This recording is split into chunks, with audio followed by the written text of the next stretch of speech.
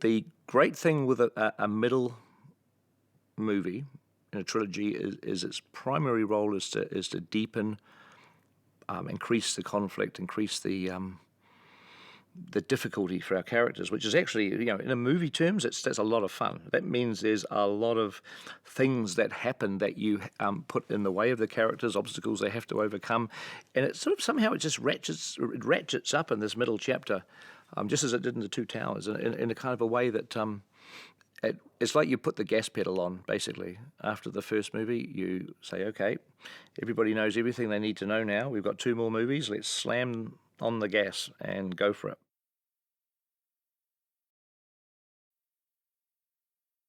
Gandalf has a problem. I mean, he has another huge issue dwelling that has nothing to do with Thorin, dwarves, Erebor, dragons, mountains.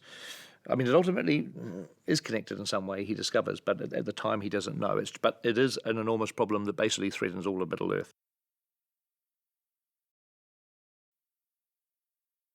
Lee had that quality. He had that gravity, that maturity.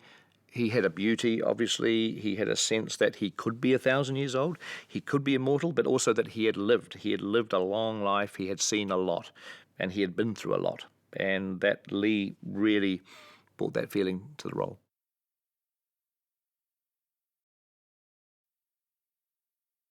What's interesting is if Tariel is one of Thandril's, warriors, guards, she's sort of there. She's protecting the kingdom. But she has a huge curiosity as a character. Beyond the warrior thing, she has a huge curiosity about the outside world. That, as a sense of a character, we thought would actually give us some interesting places to go with her.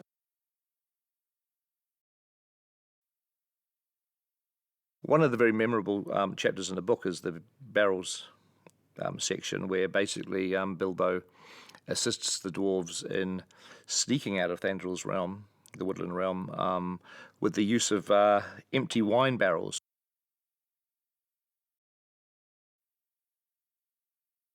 We looked around, did a lot of auditions, many auditions, and we met Luke Evans. And Luke brought all of those qualities, that enigma, danger, the mystery, but ultimately he was also able to, when he needed to, become a pretty amazing action hero as well.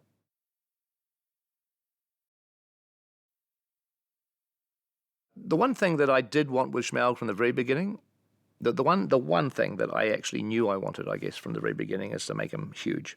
And so I just thought, well, what would actually be truly terrifying if I was Bilbo, if I was a little hobbit going into this place? Okay, a dragon's scary, and I mean, Smaug, obviously is also a manipulator, a psychopath, and he's got to deal with all that. But what other additional kind of twists can we put on that would be kind of make him look scary? And I just thought, well, let's say he's massive. Let's say he's way huger than what you would ever imagine. Everything that we'd kind of, spent a long time devising and working out for Smaug, Benedict kind of walked in there and he just knew. And so you feel that you're in safe hands at that point. You've got a fantastic voice with a fantastically intelligent actor. And you've got a fan of The Hobbit who loves Smaug. He loves Smaug and he loves everything that Smaug thinks and does. I mean, you've got kind of 3 things which which go together to create a perfect storm.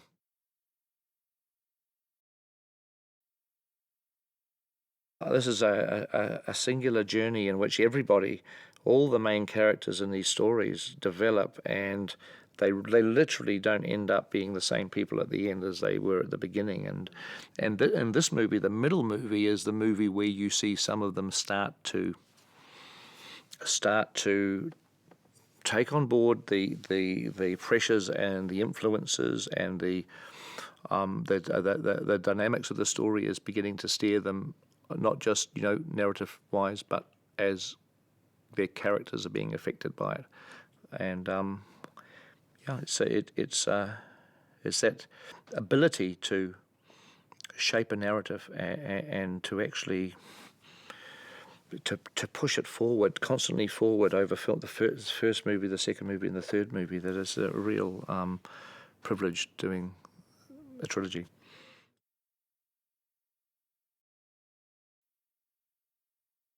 I find the second and third movies to be really exciting because I now know that the gauntlet has been thrown down, and now we have to deliver what happens next, and we have to deliver it in a way that is exciting, fast, unexpected. It is unpredictable, and it's dramatic. They're fun. These second and third movies are fantastic fun.